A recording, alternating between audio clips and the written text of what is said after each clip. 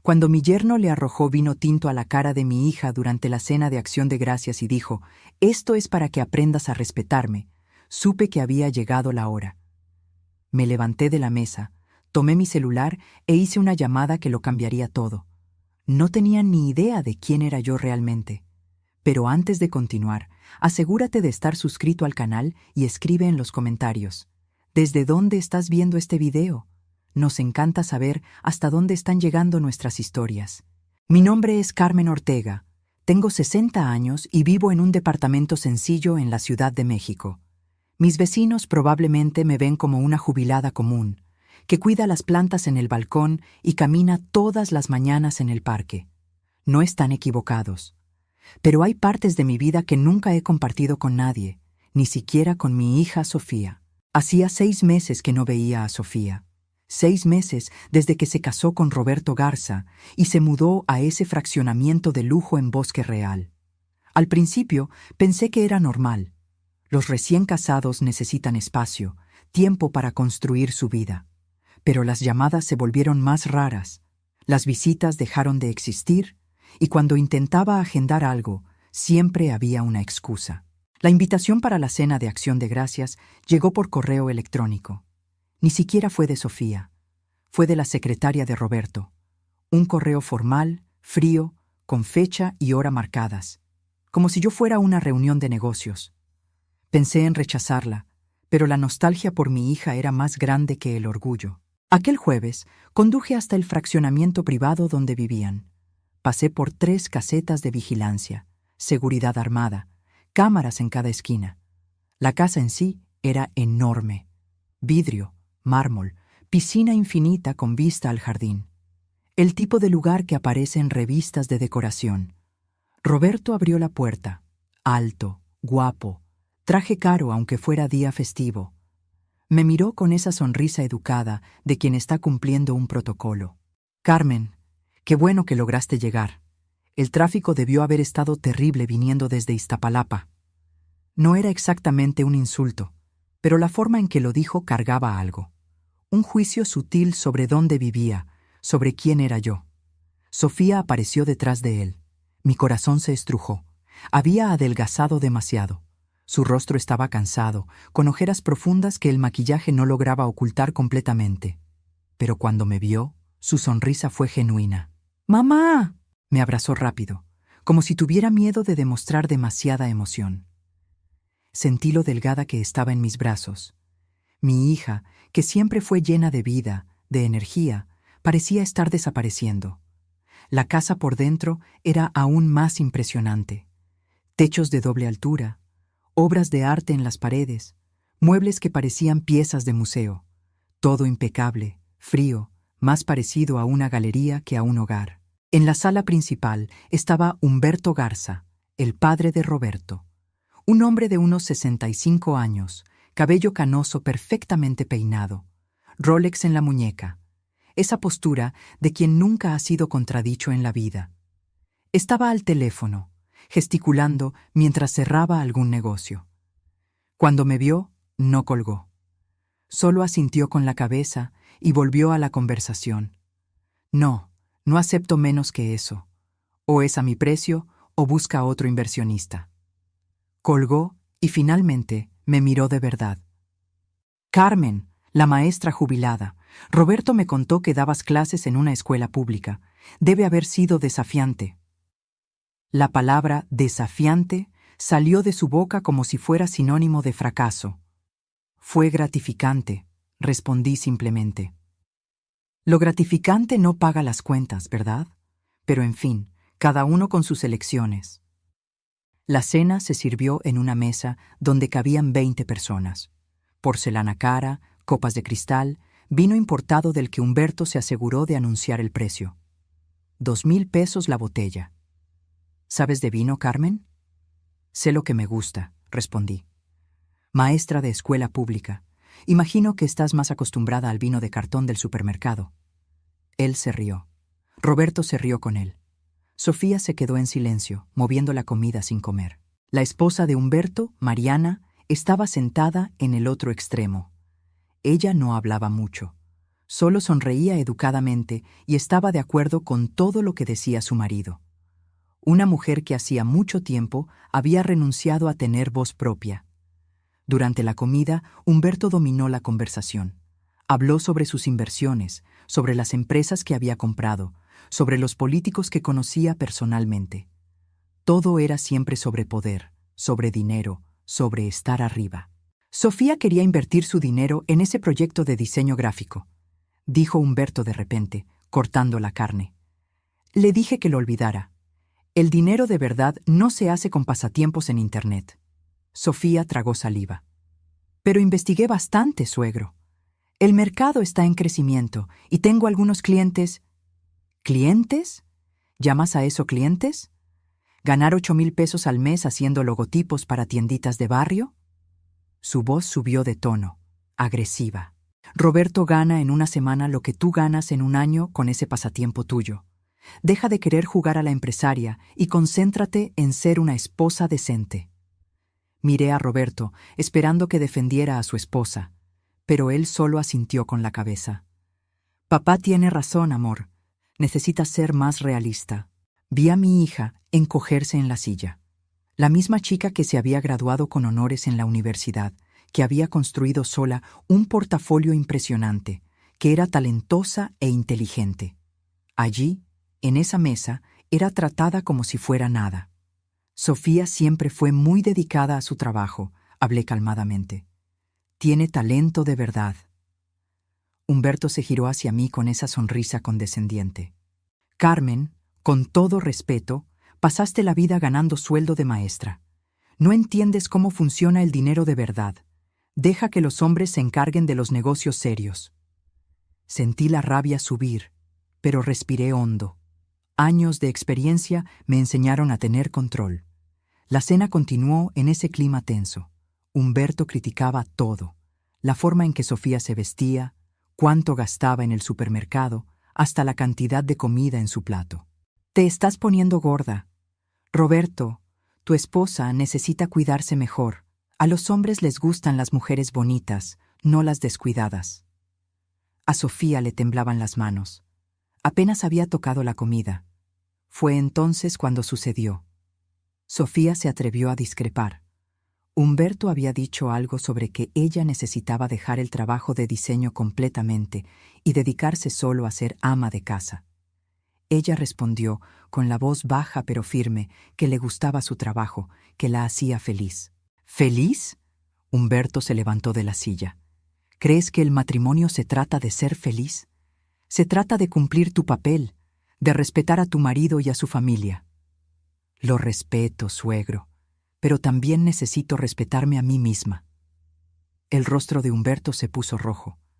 Tomó la copa de vino tinto, llena hasta la mitad, y en un movimiento rápido arrojó el líquido directo al rostro de Sofía. El vino escurrió por su cara, manchó la blusa blanca, goteó en la mesa. El silencio fue absoluto. Esto es para que aprendas a respetarme. Y Roberto, mi yerno, el hombre que había prometido amar y proteger a mi hija, no hizo nada. Peor. Sonrió. Gracias, papá. Realmente necesitaba aprender. En ese momento, algo en mí se rompió. No grité, no golpeé la mesa, no hice ningún escándalo. Años trabajando me enseñaron que el verdadero poder no necesita de teatro. Me levanté de la silla con calma, tomé mi bolsa y hablé en voz baja. Con permiso, necesito hacer una llamada. Salí al pasillo, lejos de aquella sala de comedor donde mi hija aún estaba sentada, con vino escurriendo por el rostro y lágrimas en los ojos. Tomé mi celular y busqué un contacto específico. Licenciada Beatriz Méndez, fiscal del Ministerio Público, especializada en delitos financieros y lavado de dinero. Nosotras habíamos trabajado juntas por 20 años. Ella no sabía que yo me había jubilado. Nadie sabía exactamente lo que yo hacía antes de convertirme solo en la maestra jubilada Carmen. Porque yo no era solo maestra. Esa fue mi segunda carrera, la que elegí después de jubilarme de la primera. Durante 25 años fui auditora fiscal del SAT, Servicio de Administración Tributaria, especializada en investigaciones complejas de evasión y delitos financieros. una de las mejores del departamento. Y mientras marcaba el número de Beatriz, observando a través de la puerta a aquella familia de personas crueles, sabía exactamente qué hacer.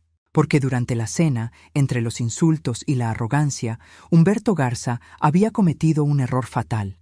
Había alardeado de todos sus negocios, sus cuentas, sus esquemas, creyendo que estaba impresionando a una maestra jubilada ignorante.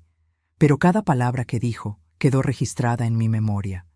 Cada detalle, cada número, cada empresa fantasma que mencionó casualmente. Y ahora iba a usar todo eso. La llamada fue atendida al segundo tono. Beatriz Méndez. Beatriz, soy Carmen Ortega. Hubo una pausa. Pude escuchar la sonrisa en su voz. Carmen, ¿cuánto tiempo? ¿Unos 3 años? Desde mi jubilación. Beatriz, necesito reportar un caso. Y es urgente. Su tono cambió inmediatamente. Profesional, enfocado. Te escucho. Humberto Garza. Empresario, inversionista, vive en Bosque Real. Sospecha de evasión fiscal a gran escala, posible lavado de dinero, empresas fantasma. ¿Cómo sabes eso? Estoy en su casa ahora. Cena de Acción de Gracias. Pasó las últimas 2 horas presumiendo de todos sus esquemas, pensando que estaba impresionando a una maestra jubilada ignorante. Beatriz soltó una risa corta. Nunca aprenden. ¿Qué tienes? Respiré hondo, organizando mentalmente toda la información que Humberto había dejado escapar durante la cena. 3 empresas fachada registradas a nombre de prestanombres. Mencionó específicamente que usa empleados de su empresa como dueños oficiales, pero mantiene todo el control. Habló sobre cuentas en el extranjero, en las Islas Caimán, donde deposita parte de las ganancias sin declarar. Mencionó un esquema de facturas falsas para reducir el impuesto debido, y había más, mucho más. Carmen, esto es serio. Lo sé, y hay más. Durante la cena comentó que el lunes va a transferir una gran cantidad al extranjero. Lo dijo frente a todos como si fuera normal. Si esperamos, el dinero desaparece. ¿Me estás diciendo que necesito actuar ahora? ¿En día festivo? Estoy diciendo que si esperamos hasta el lunes, vamos a perder la oportunidad. Y Beatriz, hay otro motivo. Hice una pausa, mirando hacia el comedor. Mi hija está casada con el hijo de él. La vi ser humillada esta noche de una forma que nunca imaginé presenciar. No soy imparcial en esta historia, pero los delitos son reales, las evidencias existen. Lo que yo siento personalmente no cambia los hechos. Entiendo. Déjamelo a mí. Voy a necesitar una orden de cateo, y conseguir eso en día festivo va a dar trabajo. Pero tengo contactos. Dame la dirección completa y todos los detalles que recuerdes. Pasé los siguientes 15 minutos en el pasillo, dictando todo lo que había escuchado. Nombres de empresas, montos mencionados, hasta comentarios aparentemente casuales sobre ajustes contables y optimización fiscal agresiva. Cuando terminé, Beatriz suspiró. Carmen, si la mitad de esto se confirma, este hombre va a tener serios problemas. Voy a movilizar al equipo ahora, pero necesitas entender que esto va a explotar. Tu hija va a quedar en medio de todo esto. Lo sé, pero ella ya está sufriendo. Al menos así va a tener una salida. Terminé la llamada y me quedé allí parada por un momento, procesando lo que acababa de hacer. No había vuelta atrás. En pocas horas, tal vez menos, agentes del SAT y de la Fiscalía General de la República estarían tocando a esa puerta. Volví al comedor. Sofía se había ido a cambiar de ropa. Roberto y Humberto conversaban sobre negocios, como si nada hubiera pasado. Mariana recogía los platos en silencio. ¿Todo bien, Carmen?, preguntó Humberto con falsa cordialidad. ¿Problema de salud? Mujer de tu edad necesita cuidarse, ¿no? Estoy excelente. Solo necesitaba resolver un asunto. Me senté de vuelta a la mesa. El aire estaba pesado, pero fingí normalidad. Humberto continuó hablando, incapaz de quedarse callado por más de 5 minutos. Sabes, Carmen, yo empecé de cero. Mi padre no me dejó nada. Todo lo que tengo lo construí con inteligencia y trabajo duro. Inteligencia. Así era como él llamaba a la evasión fiscal y al fraude. Debe ser gratificante, comenté neutral. Se trata de saber dónde invertir, cómo proteger el patrimonio. La mayoría de las personas no entiende. Pagan impuestos como tontos, siguen las reglas como borreguitos. Yo aprendí a jugar el juego de verdad. Cada palabra que salía de su boca era una evidencia más, una confirmación más de que yo había tomado la decisión correcta. Sofía volvió usando una blusa diferente. Los ojos aún estaban rojos, pero se había recompuesto. Se sentó en silencio, sin mirar a nadie. «Hija», comencé suavemente, «¿estás bien?» Ella asintió que sí, pero evitó mi mirada. Conocía a mi hija demasiado bien para creer en eso. La cena se arrastró por 1 hora más.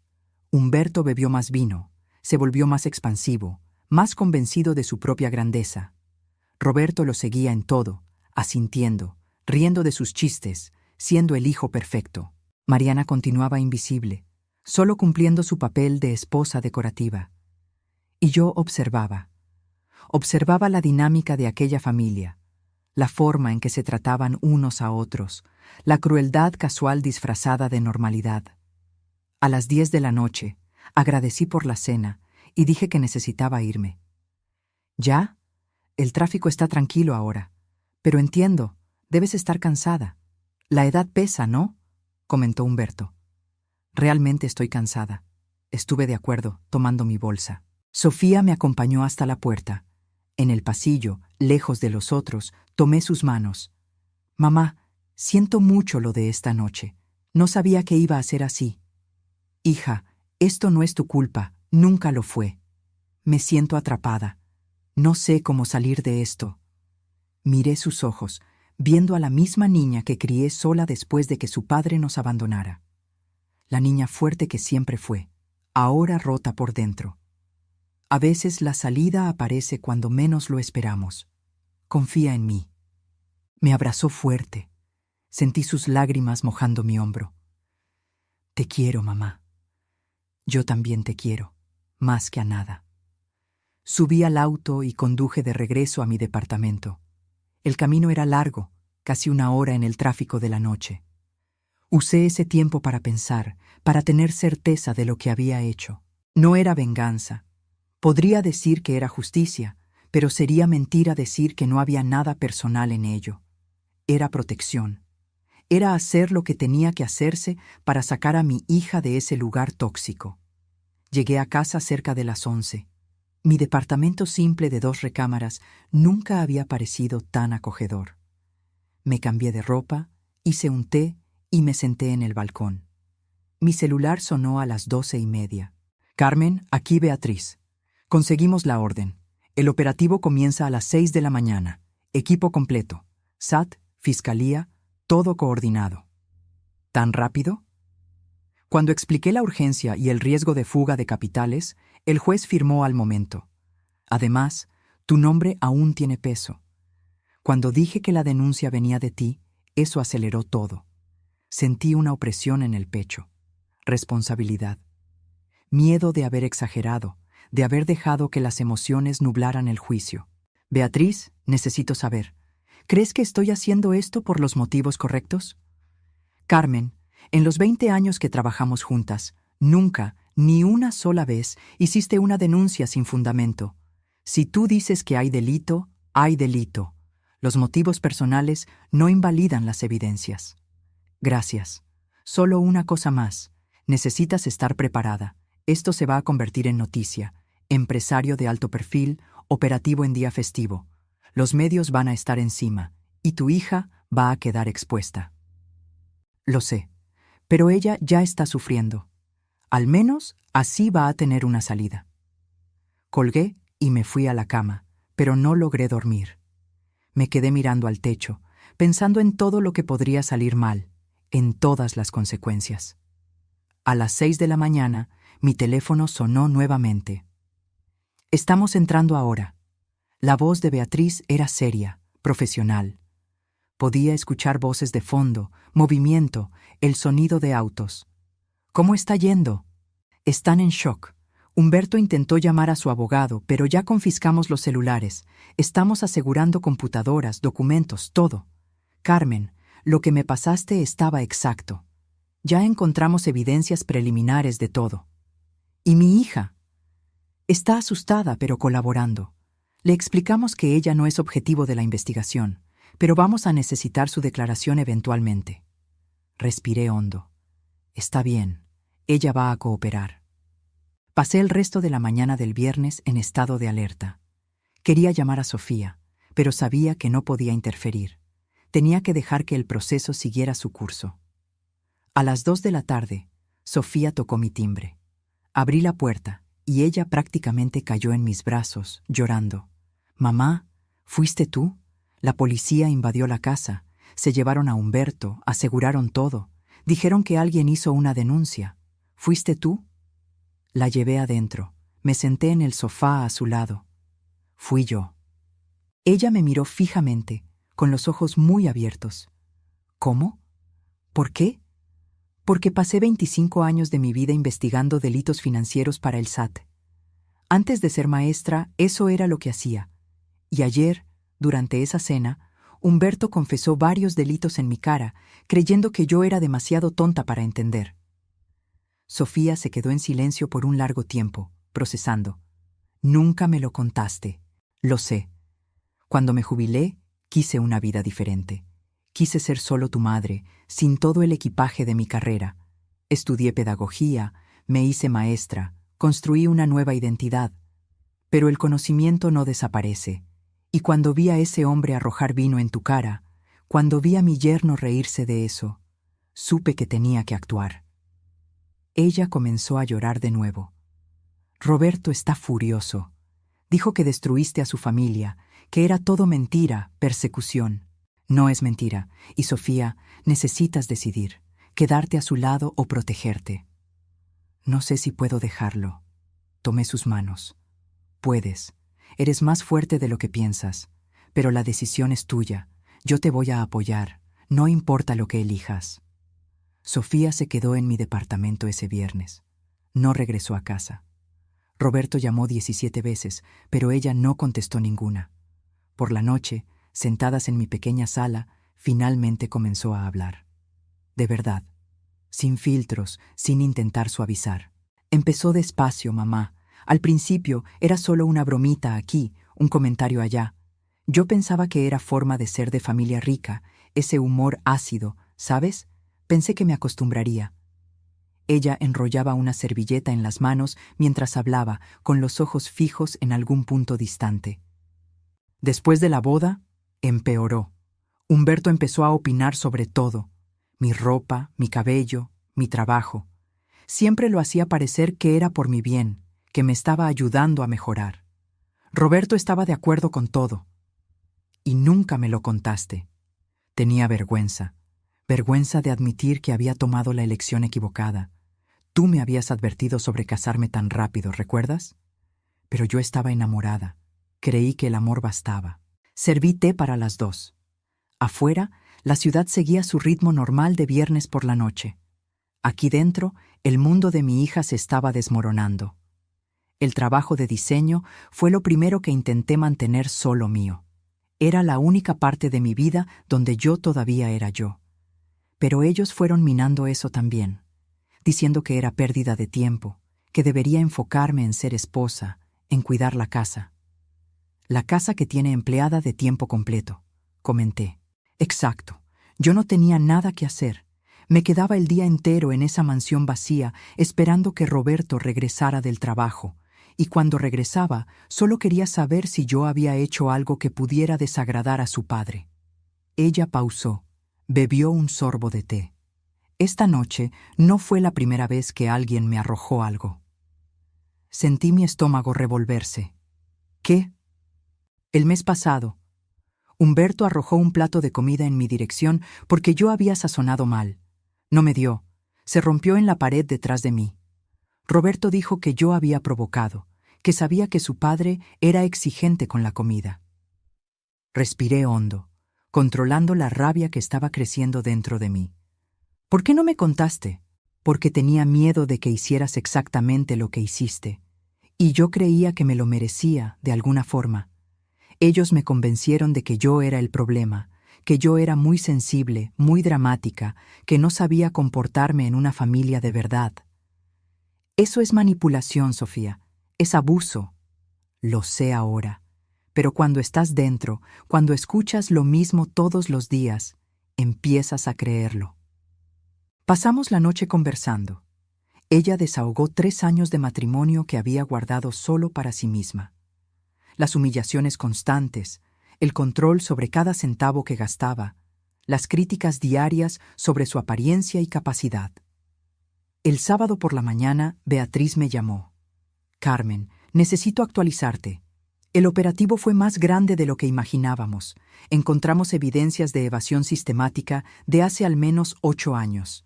Estamos hablando de millones en impuestos no pagados. ¿Humberto está detenido? Por ahora, en prisión preventiva. Su abogado está intentando la libertad, pero con el riesgo de fuga y la gravedad de las pruebas, dudo que lo consiga. Roberto también está siendo investigado. Él firma documentos de varias de las empresas fantasma. Miré a Sofía, que estaba en la cocina preparando café. ¿El hijo está involucrado? Parece que sí. No sabemos aún el nivel de conocimiento de él sobre los esquemas, pero su nombre aparece en muchos documentos comprometedores. ¿Y ahora?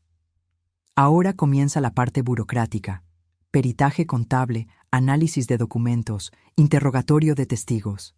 Va a tardar meses. Pero Carmen, el caso es sólido, muy sólido. Colgué y me senté con Sofía para el café. Roberto está siendo investigado también. Ella no pareció sorprendida. Sabía que estaba involucrado. Varias veces lo escuché conversando con su padre sobre ajustes en las empresas. Yo fingía que no entendía nada de negocios, pero no soy idiota. Necesitas un abogado, tu propio abogado. No tengo dinero para un abogado, mamá. Todo lo que ganaba iba a la cuenta conjunta, y Roberto controlaba todo. Yo conozco a alguien, una excelente abogada de derecho familiar. Ella te va a ayudar. Llamé a la licenciada Marcela Olivares, una abogada que había conocido años atrás en un caso donde testifiqué. Le expliqué la situación. Puedes mandar a tu hija a mi despacho el lunes. La consulta va por mi cuenta. Y Carmen, ella va a necesitar solicitar el divorcio urgente, antes de que los bienes sean todos congelados por la justicia. El domingo, Roberto apareció en mi edificio. El portero me llamó. Doña Carmen, hay un joven aquí queriendo subir. Dice que es su yerno. No autorice. Y si insiste, llame a la policía. 5 minutos después, mi teléfono sonó. Número desconocido. Bueno, Carmen, soy yo, Roberto. Necesitamos hablar. No tenemos nada de qué hablar. Destruiste a mi familia. Mi padre está preso por causa de una denuncia mentirosa tuya. Mantuve la voz calmada. No fue mentirosa, y no fui yo quien destruyó tu familia. Tu padre hizo eso solo cuando decidió cometer delitos. Sofía es mi esposa. No puedes mantenerla ahí contra su voluntad. Ella está aquí porque quiere. Es una adulta capaz de tomar sus propias decisiones. Déjame hablar con ella. Miré a Sofía, que negó con la cabeza. Ella no quiere hablar contigo. Esto es secuestro. No seas ridículo. Tu esposa está en un lugar seguro, tomando decisiones sobre su futuro. Decisiones que no te incluyen a ti. Me colgó el teléfono. El lunes por la mañana acompañé a Sofía al despacho de la licenciada Marcela. Una mujer de unos 50 años, cabello corto, mirada firme. Sofía, voy a ser directa. Necesitas solicitar el divorcio hoy, ahora, antes de que la situación empeore. Pero yo todavía lo amo, susurró Sofía. Querida, el amor no basta cuando la persona te lastima, y él va a seguir lastimando. Hombres que se ríen cuando la esposa es humillada no cambian. La licenciada Marcela abrió una carpeta. Voy a pedir divorcio necesario con separación de cuerpos inmediata. Vamos a argumentar violencia psicológica y riesgo a tu integridad emocional. También voy a requerir que no seas responsabilizada por eventuales deudas derivadas de las actividades ilícitas de tu marido. Me voy a quedar sin nada, dijo Sofía con la voz entrecortada. Mejor sin nada y libre que rica y presa en un matrimonio abusivo. Los papeles fueron ingresados esa misma tarde. En 48 horas, Roberto fue notificado. Apareció nuevamente en mi edificio el jueves. Esta vez logró convencer al portero de dejarlo subir antes de que yo pudiera impedirlo. Cuando el timbre sonó, miré por la mirilla. Estaba diferente. Cansado, ojeras profundas, barba sin rasurar. Abrí la puerta, pero mantuve la cadena de seguridad. ¿Qué quieres? Quiero hablar con mi esposa.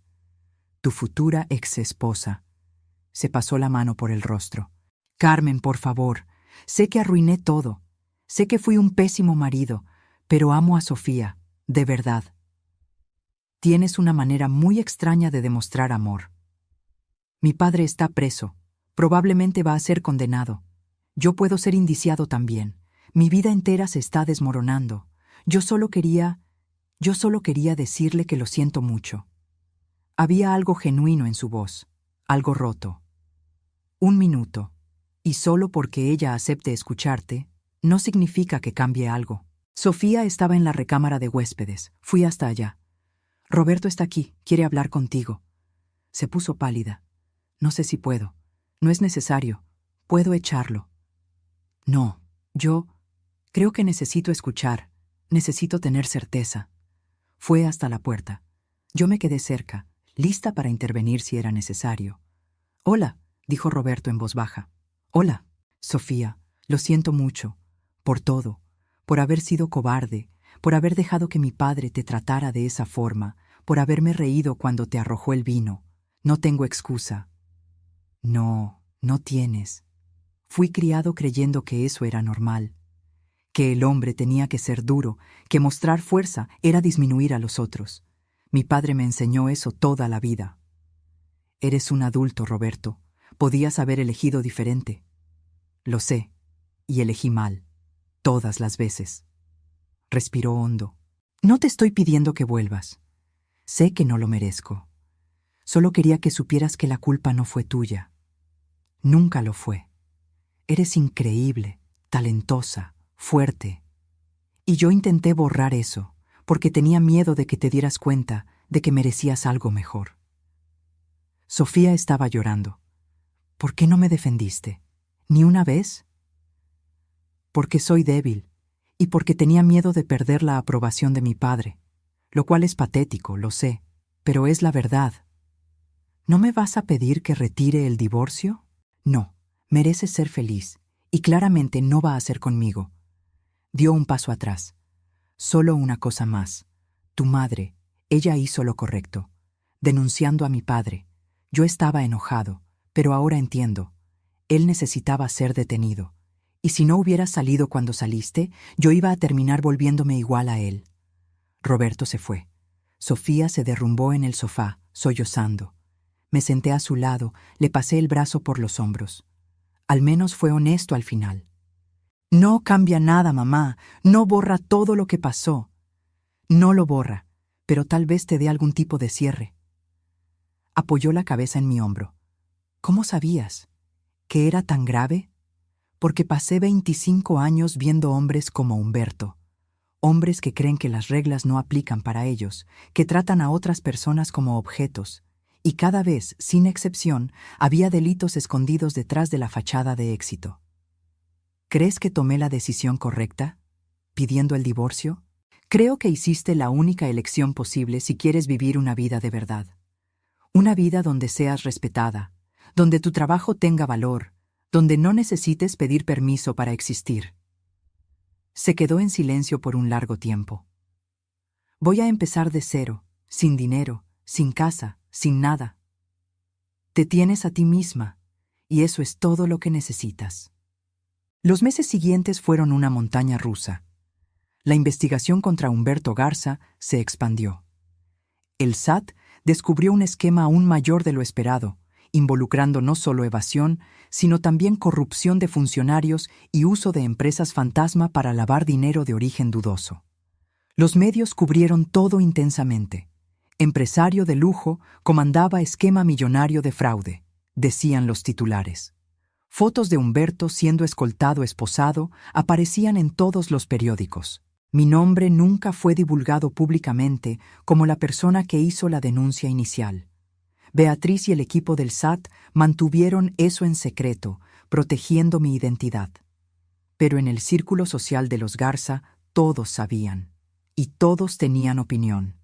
Sofía recibió mensajes furiosos de algunos amigos de Roberto, llamándome traidora, vengativa, de haber destruido una familia por rencor personal. Ella bloqueó a todos. Mariana, la esposa de Humberto, solicitó el divorcio 2 semanas después de la detención de su marido. Interesante cuán rápido el amor desaparece cuando el dinero se esfuma. Roberto fue indiciado como cómplice en algunos de los delitos. No al nivel del padre, pero lo suficiente para enfrentar proceso. Hizo un acuerdo de colaboración, entregando información a cambio de una pena reducida. El divorcio de Sofía finalizó en tiempo récord. La licenciada Marcela fue implacable. Como los bienes estaban todos congelados por la justicia federal y había evidencias de que venían de actividades ilícitas, Sofía no tenía derecho a nada del patrimonio de los Garza, pero tampoco sería responsabilizada por ninguna deuda o reparación. Salió del matrimonio exactamente como entró, sin nada material, pero con su libertad. «Es extraño», me dijo una noche, mientras cenábamos en mi departamento. Hace 3 años tenía mansión, auto importado, cuenta bancaria llena, y hoy tengo solo una maleta de ropa y mi mesa de trabajo, pero me siento más rica ahora, porque eres dueña de ti misma de nuevo. Ella había vuelto a hacer trabajos de diseño. Empezó pequeño, tomando proyectos freelance por internet. Se quedaba hasta tarde trabajando en mi recámara de huéspedes, que se había convertido en su oficina temporal. Poco a poco, ella se fue redescubriendo. La creatividad que había sido sofocada volvió. Las ideas fluían. Sonreía de nuevo. 2 meses después del divorcio, logró rentar un pequeño departamento. Un estudio, en realidad, pero era de ella. «Mamá, ven a ver». Fui a visitarla el día de la mudanza. El espacio era minúsculo comparado a la mansión en Bosque Real. Pero tenía vida, tenía personalidad, tenía color. «Está perfecto», dije, genuinamente. No está ni cerca de perfecto. La regadera tiene poca presión, el refrigerador hace un ruido extraño y hay una mancha de humedad en la pared de la recámara. Pero es mío. Giró en el pequeño espacio, con los brazos abiertos. Por primera vez en 3 años, duermo sin miedo de despertar siendo criticada, sin caminar de puntitas.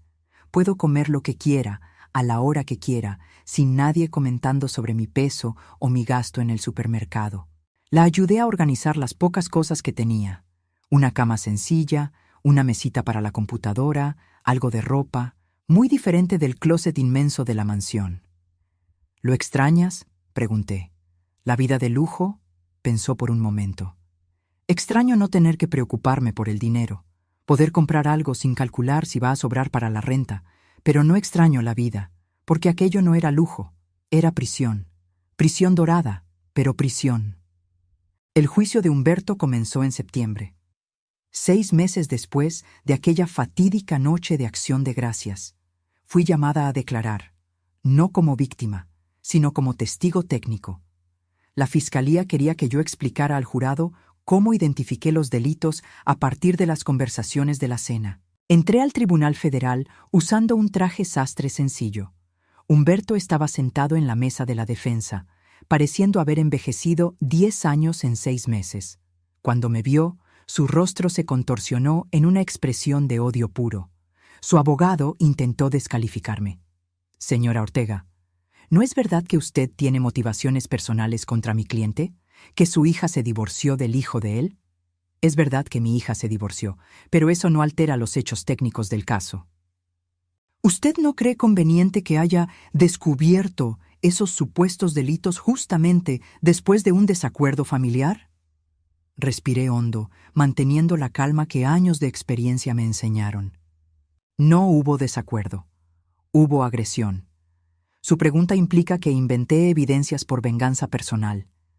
Las evidencias fueron encontradas por el peritaje del SAT, no por mí. Yo solo reporté lo que escuché. La confirmación vino de documentos, registros bancarios, declaraciones de testigos. Mis sentimientos personales son irrelevantes ante pruebas documentales. Pero usted inició la investigación. Sí. Como cualquier ciudadano tiene el derecho y el deber de hacer al presenciar delitos. Una ciudadana convenientemente entrenada para identificar exactamente este tipo de delito. ¿El señor está sugiriendo que mi experiencia es un problema? Si una doctora presencia un crimen e identifica señales que otras personas no verían, ¿eso invalida la denuncia o la hace más creíble? El fiscal estaba sonriendo. El abogado defensor estaba perdiendo. Sin más preguntas, refunfuñó. La fiscalía me hizo preguntas técnicas. Expliqué, en términos que el juez pudiera entender, cómo identifiqué las señales de evasión fiscal y lavado de dinero en las conversaciones aparentemente casuales de Humberto. Mencionó empresas registradas a nombre de empleados con bajos ingresos, pero que curiosamente tenían movimientos financieros de millones. Mencionó cuentas en paraísos fiscales. Comentó sobre optimizar impuestos de maneras que claramente violaban la ley. Para alguien entrenado, eran confesiones. El juicio duró 2 semanas. Las evidencias eran abrumadoras. Documentos, hojas de cálculo, testimonios de ex empleados que confirmaban el esquema. Roberto declaró como testigo de la acusación. Fue doloroso verlo. Básicamente entregó a su propio padre para reducir su propia pena. Mi padre me enseñó desde temprano a ser listo con los impuestos, dijo Roberto en el estrado. Decía que solo los tontos pagaban todo lo que debían, que los hombres inteligentes sabían cómo darle la vuelta al sistema. Humberto lo miraba con una mezcla de rabia y desprecio. La relación estaba destruida. El juez deliberó. El veredicto fue contundente. Culpable, en todos los cargos. La sentencia llegó 1 semana después. La juez fue severa. Señor Garza, usted no solo evadió impuestos y lavó dinero. Usted construyó un imperio basado en fraude, mientras miraba con desdén a aquellos que cumplían sus obligaciones legales. Su arrogancia no conocía límites. Esta corte lo condena a 12 años de prisión, además de una multa de 20 millones de pesos y la confiscación de todos los bienes obtenidos ilícitamente. Humberto fue llevado esposado. No miró a nadie al salir. Roberto recibió 3 años. Por haber colaborado y ser primo delincuente, la pena fue más leve. Sofía no fue al juicio. Me esperaba en casa cuando regresé. ¿Y bien? 12 años para Humberto, 3 para Roberto. Ella no demostró alegría, ni tristeza, solo asintió. Se lo merecían. Sí, se lo merecían. Preparó café. Nos sentamos en el pequeño balcón de su estudio. ¿Sabes qué es extraño? Parte de mí aún siente pena por Roberto. No tiene nada de extraño. Lo amaste alguna vez. Podía haber sido diferente. Si hubiera tenido el valor de alejarse de su padre, de pensar por sí mismo. Pero no lo tuvo. Y estas son las consecuencias de sus elecciones. Bebió un sorbo de café. ¿Y yo? ¿Hice las elecciones correctas? Te salvaste. Saliste de una situación que te estaba destruyendo. Reconstruiste tu vida desde cero. Estás trabajando, creando, viviendo. Yo diría que sí, hiciste las elecciones correctas. Pasaron los meses. La vida fue volviendo a la normalidad. O mejor dicho, fue estableciendo una nueva normalidad. Sofía prosperó. Su negocio de diseño creció. Contrató 2 asistentes y rentó una pequeña oficina. Nada glamoroso, pero funcional. Salió con algunas personas. Nada serio. Aún se estaba curando, redescubriendo. Yo volví a mi rutina de jubilada. Clases de yoga, caminatas en el parque, cuidar de las plantas. Pero a veces, principalmente por la noche, pensaba en esa llamada que hice, en esa decisión que cambió todo. ¿Hice lo correcto? Jurídicamente sí. ¿Moralmente? Aún creo que sí, pero no voy a mentir y decir que no tuvo costo. Sofía perdió 3 años de su vida. Roberto, a pesar de todo, tuvo la vida destruida. Mariana se quedó sin nada. Y yo cargué el peso de saber que una llamada mía puso personas en la cárcel. No era venganza. Nunca lo fue. ¿Pero tenía satisfacción en eso? Tenía satisfacción de ver a un hombre arrogante, cruel, que creía que estaba por encima de la ley, finalmente enfrentar consecuencias. Un año después del juicio, en una mañana de sábado soleada, estaba regando mis plantas cuando el portero me llamó. «Doña Carmen, hay una señora aquí queriendo hablar con usted. Dice que es Mariana Garza». Me quedé sorprendida. La exesposa de Humberto. No nos habíamos hablado desde aquella noche fatídica. Puede dejarla subir. Organicé rápidamente la sala. Preparé café. No sabía qué esperar de esa visita. Cuando abrí la puerta, casi no la reconocí. Mariana estaba diferente, sin el maquillaje pesado, sin la ropa de marca, sin ese aire de superioridad silenciosa. Parecía humana. «Carmen, gracias por recibirme. Sé que no tengo derecho a estar aquí. Pasa, ¿quieres café?» Nos sentamos en la pequeña sala. Ella miró alrededor, pareciendo incómoda con la simplicidad del ambiente. «Imagino que te preguntas por qué vine». «Tengo curiosidad», admití. Respiró hondo. «Vine a pedir disculpas por la forma en que te traté a ti y a tu hija, por haberme quedado callada mientras mi marido las humillaba, por haber sido cómplice de todo aquello. No era lo que esperaba». ¿Qué cambió? Todo cambió. Cuando Humberto fue preso, cuando perdí todo, fui forzada a mirarme en el espejo por primera vez en décadas, y no me gustó lo que vi. Movió nerviosamente la taza de café. Pasé 30 años siendo la esposa perfecta de un hombre horrible. Fingía no ver sus delitos, la forma en que trataba a las personas, la crueldad. Todo porque tenía confort material. Y ahora, sin nada de eso, me doy cuenta de que vendí mi alma por muy poco. ¿Por qué me dices esto? Porque cuando hiciste esa denuncia, salvaste más que a tu hija. Me salvaste a mí también. Continué en ese matrimonio por miedo. Miedo de quedarme sin dinero, sin estatus, sin la vida de lujo. Me forzaste a enfrentar ese miedo. ¿Y sabes qué descubrí? Que soy más fuerte de lo que pensaba. Sonrió, una sonrisa genuina. Estoy trabajando, por primera vez en la vida adulta, en una tienda de ropa, en atención al cliente. Gano el salario mínimo. Vivo en un departamento rentado que cabe dentro de mi antiguo closet. Y soy más feliz de lo que fui en décadas. Me alegro por ti, Mariana. Sé que no borra lo que hice. No borra el hecho de que me quedé callada aquella noche cuando Humberto le arrojó vino a tu hija. Pero quería que supieras que reconozco mis errores y que agradezco, de corazón, por haber tenido el valor de hacer lo que era correcto. Platicamos por 1 hora más. Me contó sobre la terapia que estaba tomando, sobre cómo estaba reconstruyendo la relación con los hijos del primer matrimonio, que ella había alejado por presión de Humberto. ¿Sabes qué es lo que más me asusta? Es darme cuenta de que me convertí exactamente en el tipo de persona que despreciaba cuando era joven. Superficial, materialista, cobarde. Lo importante es que te diste cuenta y estás cambiando. ¿Tu hija, ella está bien? Está excelente. Su negocio está creciendo. Ella es feliz. ¿Puedes darle un recado? Dile que lo siento mucho, por todo, y que le deseo lo mejor. Después de que Mariana se fue, me quedé pensando. Aquella noche de acción de gracias no había destruido solo la vida de Humberto. Había sido un terremoto que sacudió a todos alrededor, forzando a cada uno a confrontar sus propias elecciones. Para algunos, como Humberto, llevó a la ruina merecida. Para otros, como Mariana y Sofía, fue un despertar doloroso, pero necesario. ¿Y para mí?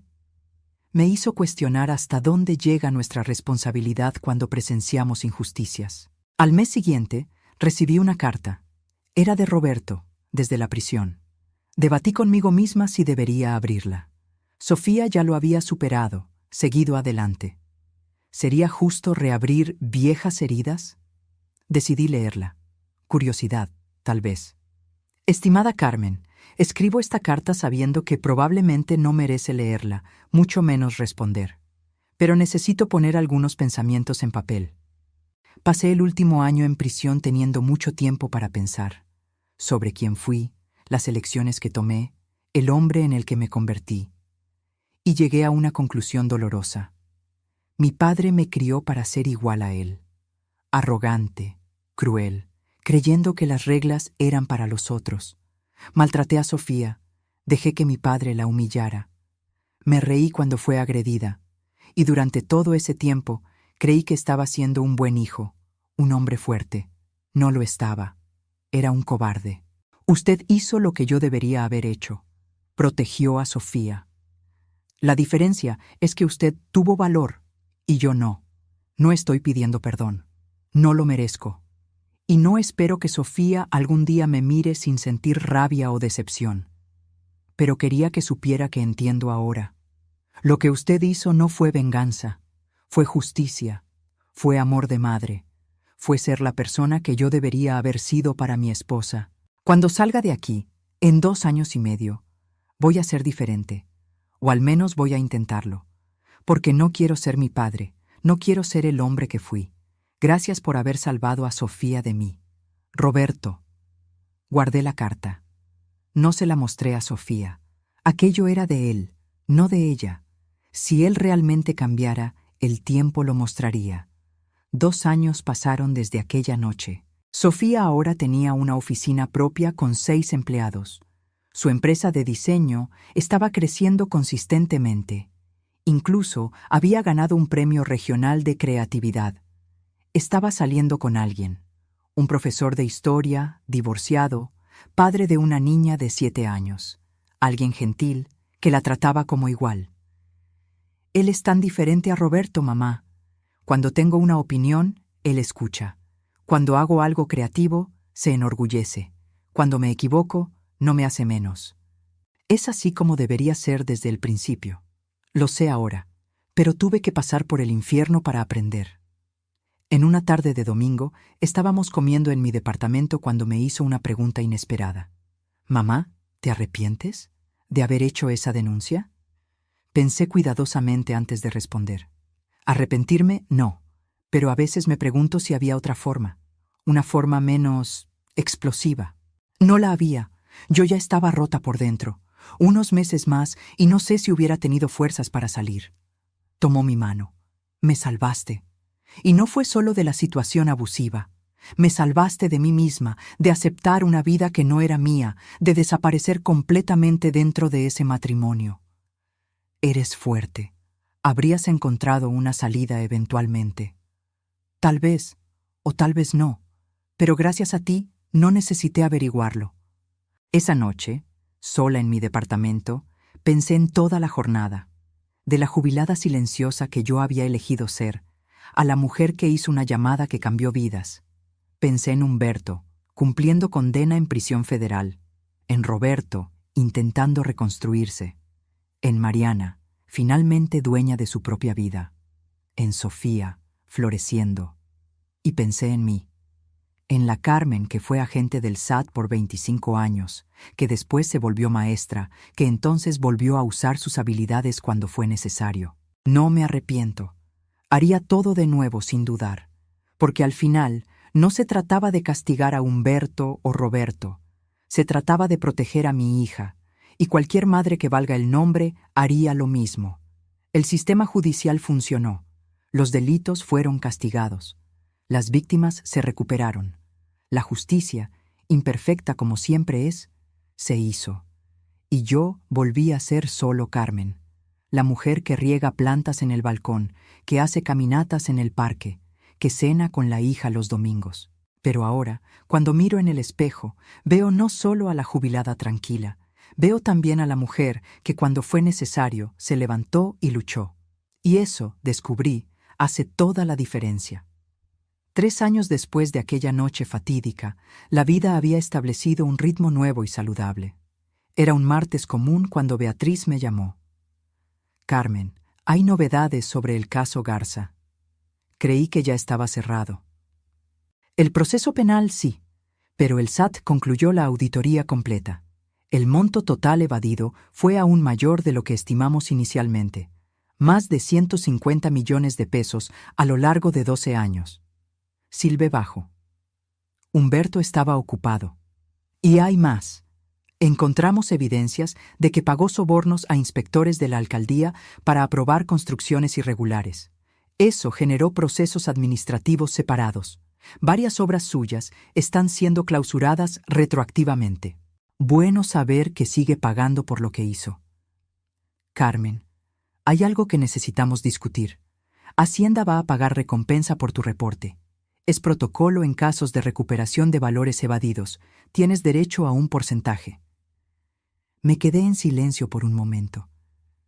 No quiero el dinero. Carmen.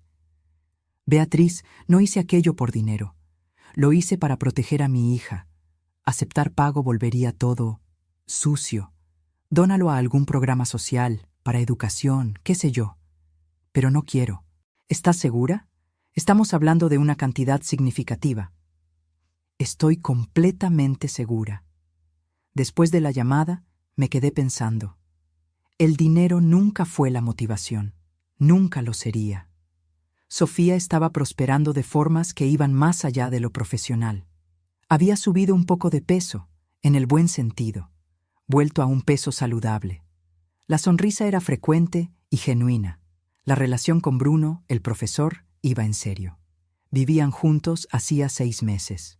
Mamá, él quiere invitarte a cenar, conocerte oficialmente. ¿Oficialmente? Ya cenamos juntos 3 veces. No, quiero decir, quiere tu aprobación para casarnos. Mi corazón se llenó de alegría y aprensión al mismo tiempo. ¿Te quieres casar con él? Quiero, pero tengo miedo. Miedo de repetir los mismos errores, de elegir mal de nuevo. Tomé sus manos. No lo harás, porque aprendiste a ver las señales, y porque Bruno es fundamentalmente diferente a Roberto. ¿Sientes eso, no? Lo siento. Con él puedo ser yo misma, sin miedo, sin tener que hacerme menos. Entonces, esa es tu respuesta. La cena con Bruno fue reveladora. Él era genuino, atento sin ser invasivo, respetuoso. Doña Carmen, sé que la historia de Sofía es complicada. Ella me contó todo. Y quiero que sepa que jamás voy a ponerla en una situación donde ella se sienta pequeña o desvalorizada. Ese es un buen comienzo. Pero las palabras son fáciles. Las acciones son las que muestran el carácter. Estoy completamente de acuerdo y espero tener la oportunidad de probarlo con acciones. Observé cómo miraba a Sofía, con orgullo, con admiración, cómo pedía su opinión sobre cosas, cómo se reía de sus chistes, cómo la incentivaba a hablar sobre el trabajo. Tienes mi bendición, dije al final de la noche. Pero si un día la lastimas, vas a tener que lidiar conmigo. Sonrió. Justo. Y considerando lo que sé sobre su carrera anterior, es una amenaza que tomo muy en serio. Se casaron 6 meses después.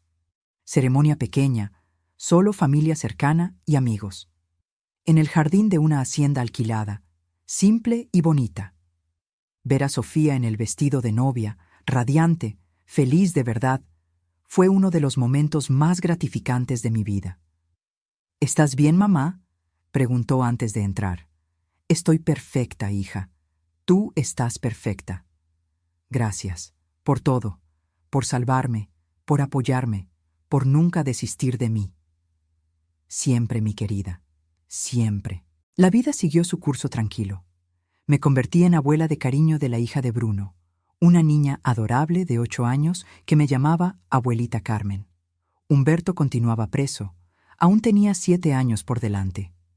Las últimas noticias eran que había intentado entrar en un régimen de libertad condicional, pero fue negado por no demostrar arrepentimiento genuino. Roberto había sido liberado tras cumplir su pena. Según escuché, se había mudado a provincia, a Querétaro, y trabajaba como contador en una pequeña empresa. Vida simple, lejos de los reflectores. Nunca intentó contactar a Sofía. Respetó su espacio, y eso fue la única cosa decente que hizo. Mariana se casó de nuevo.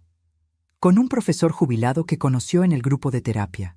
Vivían modestamente, pero felices. Me mandaba tarjeta de Navidad cada año. En cuanto a mí, continué siendo la Carmen de siempre. Jubilada, cuidando del jardín, haciendo caminatas. Pero ocasionalmente, cuando veía noticias sobre delitos financieros, sobre evasión, sobre empresarios corruptos, una parte de mí sentía esa chispa antigua, el deseo de investigar, de desentrañar, de llevar criminales ante la justicia. Pero había hecho mi parte. Tuve mi guerra, tuve mis victorias. Ahora era tiempo de paz, o al menos eso era lo que yo pensaba. Hasta el día en que el nuevo novio de mi sobrina apareció para el almuerzo del domingo. Era corredor de bienes raíces, rico, exitoso, lleno de historias sobre negocios millonarios, y durante el almuerzo mencionó casualmente sobre cómo optimizaba sus impuestos usando empresas offshore. Miré a mi sobrina, joven, enamorada, sin ver las señales que para mí eran obvias. Sofía me vio observando. Ella conocía esa mirada. Después de que todos se fueron, ella se quedó para ayudar con los platos. ¿Vas a hacer algo? Aún no lo sé. Tal vez sea paranoia mía. O tal vez sea experiencia. Confía en tu instinto, mamá. Sonreí. Mi hija había aprendido bien. Vamos a ver. Primero voy a observar, recolectar información. Si hay algo mal de verdad, tomo medidas.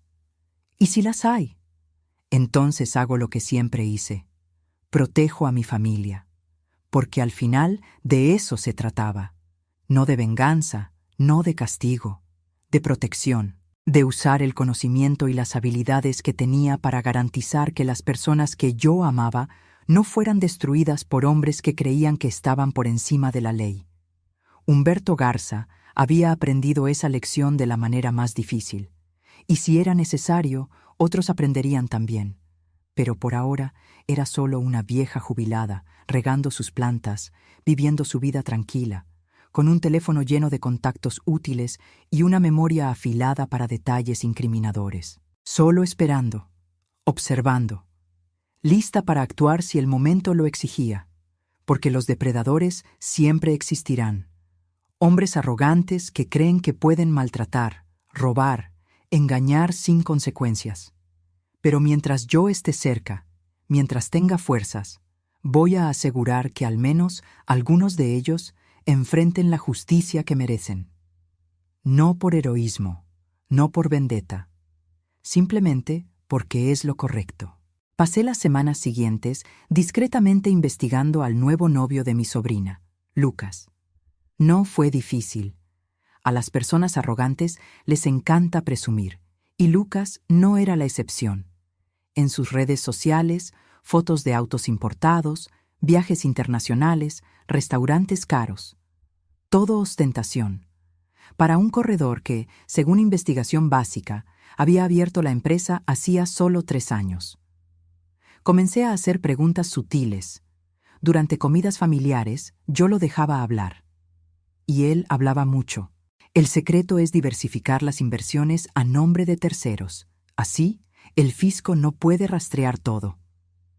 Mi sobrina Paula tenía 28 años, inteligente, trabajadora, pero ingenua en algunos aspectos. Veía en Lucas lo que quería ver. Un hombre exitoso, encantador, que la trataba bien. No veía las señales que eran gritantes para mí. Sofía notó mi interés renovado. «Mamá, ¿estás investigando a Lucas?» «Estoy observando. Hay diferencia». «¿Y qué viste?» «Muchas banderas rojas, pero aún no estoy segura. Necesito más información antes de hacer cualquier acusación».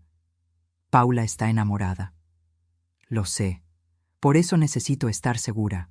Si me equivoco, voy a destruir su relación por nada. Si estoy en lo cierto, la vas a salvar de un futuro terrible. Exactamente. Le pedí un favor a Beatriz. Nada oficial. Solo verificar si había alguna investigación en curso sobre Lucas Méndez Correa. Me llamó 2 días después. Carmen, oficialmente no te estoy diciendo esto, pero hay una investigación preliminar, sí. Sospecha de lavado de dinero a través de transacciones inmobiliarias ficticias. Aún no hay pruebas suficientes para acción, pero está en el radar. Entendido. Gracias, Beatriz. Carmen, si tienes información, aún no, pero si la tengo, serás la primera en saber. Decidí actuar diferente esta vez. No quería esperar hasta que ocurriera una tragedia como pasó con Sofía. Invité a Paula a un café, solo nosotras dos. Tía, qué bueno verte. Hace tiempo que no platicamos solas. Pedimos café y pastel, charla casual al principio. Después fui directo al grano. Paula, necesito hacerte unas preguntas sobre Lucas, y quiero que seas honesta conmigo. Se puso tensa. Tía, ¿no te cae bien? No se trata de caer bien, se trata de protegerte. ¿Sabes exactamente cuánto gana? ¿Cómo consigue el nivel de vida que tiene? Es corredor de bienes raíces de alto nivel, gana comisiones grandes. ¿Comisiones que justifican autos de 2 millones de pesos? ¿Viajes mensuales al extranjero? ¿Departamento en zona exclusiva? Es muy bueno en lo que hace. Paula, yo pasé 25 años investigando delitos financieros. Reconozco los patrones, y el patrón de gastos de él no cuadra con los ingresos declarados de un corredor, aunque sea exitoso. Cruzó los brazos, a la defensiva. ¿Estás investigando a mi novio? Te estoy protegiendo, como debería. ¿Sabes que él está siendo investigado por el SAT? Su rostro se puso pálido. ¿Qué? Sospecha de lavado de dinero, aún preliminar, pero la investigación existe. ¿Cómo sabes eso? Porque aún tengo contactos. Paula, no te estoy diciendo esto para lastimarte. Te lo digo para alertarte. Comenzó a llorar. Pensé que finalmente había encontrado a alguien que me amaba, que quería construir un futuro conmigo. Tomé su mano. Tal vez te ame, pero eso no cambia el hecho de que puede estar involucrado en delitos, y si lo está, puede ser arrastrada junto con él. ¿Qué hago? Primero, no le cuentes nada de esto. Segundo, empieza a prestar atención, en los detalles, en las conversaciones, en el comportamiento. Y tercero, protégete. No mezcles tus finanzas con las de él. No firmes nada. No te vuelvas cómplice de nada. ¿Crees de verdad que está haciendo algo malo? Creo que es muy probable, pero necesito más certeza antes de hacer una denuncia formal. Paula salió de aquel café diferente, pensativa, preocupada, pero alerta. 2 semanas después, me llamó. Tía, necesito enseñarte algo. Fue hasta mi casa trayendo una carpeta de documentos. Encontré esto en su oficina. Él se estaba bañando y yo fui a buscar donde no debía. Eran contratos, compra y venta de inmuebles, pero algo estaba mal. Tomé mis lentes y comencé a analizar. Paula, estos inmuebles fueron vendidos múltiples veces en cortos periodos. El mismo departamento vendido 4 veces en 6 meses, cada vez por un valor diferente. ¿Eso es normal? No. Eso es clásico de lavado de dinero. Inflas artificialmente el valor de un inmueble en cada transacción. Lavas dinero sucio a través de esas ventas ficticias. Fotografié todos los documentos. Paula, necesitas salir de esa relación. Ahora. Lo sé, yo solo tenía tanta esperanza.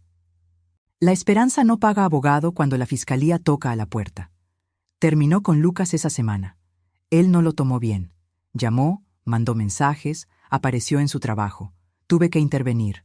Le llamé. Lucas, habla Carmen, tía de Paula. Doña Carmen, con todo respeto, esto no es asunto suyo.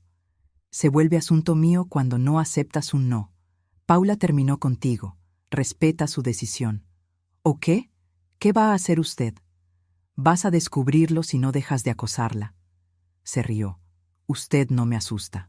Debería. Busca mi nombre completo. Carmen Ortega, exagente especial del SAT.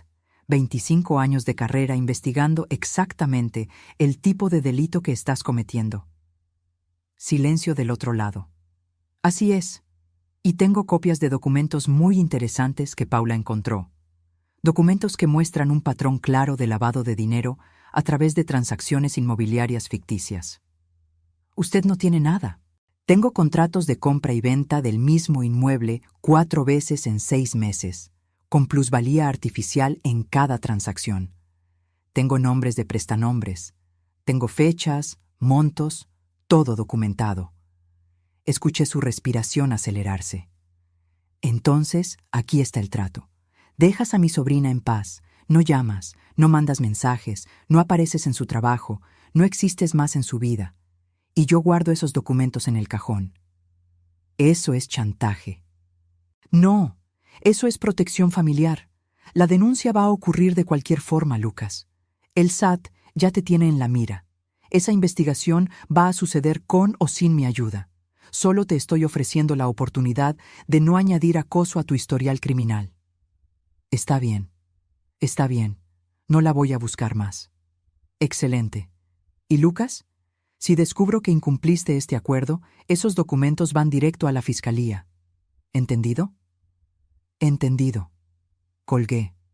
Paula estaba a mi lado, escuchando todo. Tía, ¿no lo vas a denunciar? Sí lo haré, pero lo voy a hacer de la manera correcta, en el tiempo correcto. Primero necesito garantizar que estás completamente desvinculada de él. Después, entrego todo a Beatriz y dejo que la justicia siga su curso. Me abrazó fuerte. Gracias. Por protegerme, por creer en mí, por no juzgarme por haberme involucrado con él. Querida, las personas manipuladoras son expertas en esconder quiénes son realmente. No es tu culpa haber creído. Un mes después, con Paula ya completamente libre de cualquier conexión con Lucas, entregué todos los documentos a Beatriz. La investigación formal comenzó. 3 meses después, Lucas fue indiciado por lavado de dinero y delincuencia organizada. Paula siguió su vida. Se enfocó en su carrera, en la terapia, en reconstruirse. Y yo volví a mi rutina tranquila, sabiendo que había protegido a otra persona de mi familia. Sofía me dijo una vez: «Mamá, eres como un ángel vengador jubilado, callada hasta que es necesario, después implacable». No es venganza, hija, nunca lo fue. Lo sé, es amor, es protección, es garantizar que los depredadores no ganen. Exactamente. Hoy, 5 años después de aquella fatídica noche de Acción de Gracias, miro hacia atrás y veo una jornada compleja. Humberto fue liberado recientemente por buena conducta, después de cumplir 8 de los 12 años. Está en bancarrota, sin nada. Vive en un pequeño departamento en un barrio sencillo. Trabaja como contador en una empresa mediana. La arrogancia desapareció. El hombre que creía que estaba por encima de la ley descubrió de la manera más dura que no lo estaba. Roberto se casó de nuevo. Con una maestra de provincia, una mujer fuerte que no acepta tonterías. Según me contaron, es un marido completamente diferente. Respetuoso, compañero, humilde. A veces las personas cambian. A veces la prisión realmente reforma. Mariana continúa feliz en su matrimonio sencillo. Me llamó la semana pasada solo para platicar, para agradecer nuevamente por haber desencadenado los cambios que salvaron su vida. Paula está comprometida con un ingeniero gentil y honesto. Aprendió a ver las señales, a cuestionar, a protegerse. Lucas cumple una pena de 6 años por lavado de dinero. La investigación descubrió que era peor de lo que imaginaba. Lavaba dinero del narcotráfico. ¿Y Sofía? Mi Sofía está radiante. Su negocio creció tanto que necesitó abrir una segunda sede. Tiene 20 empleados ahora. Es reconocida en el área, gana premios, es respetada. Está embarazada de su primer hijo con Bruno, mi primera nieta de sangre. «Mamá», me dijo ayer, con las manos en la barriga de 7 meses, «si es niña, quiero llamarla Carmen. Por ti». Lloré. No puedo ni describir lo que sentí. En cuanto a mí, finalmente acepté verdaderamente la jubilación. No necesito investigar más, no necesito proteger a escondidas. Mi familia está segura, está feliz, está construyendo vidas sanas y honestas. A veces aún recibo llamadas de Beatriz, casos complicados donde mi opinión ayudaría. Consulto cuando puedo, doy mi visión, pero no me involucro más directamente. Hice mi parte, luché mis batallas. Ahora es tiempo de paz de verdad. En las tardes de domingo, cuando toda la familia se reúne en mi departamento para comer, miro alrededor de la mesa y veo el resultado de aquella decisión que tomé hace 5 años. Una familia unida, feliz, libre de toxicidad. Sofía riendo con Bruno, Paula planeando la boda, mis sobrinos jugando, todos juntos, sanos, enteros. Y pienso, valió la pena. Cada segundo de duda, cada momento de miedo sobre las consecuencias, cada noche sin dormir preguntándome si había hecho lo correcto. Valió la pena.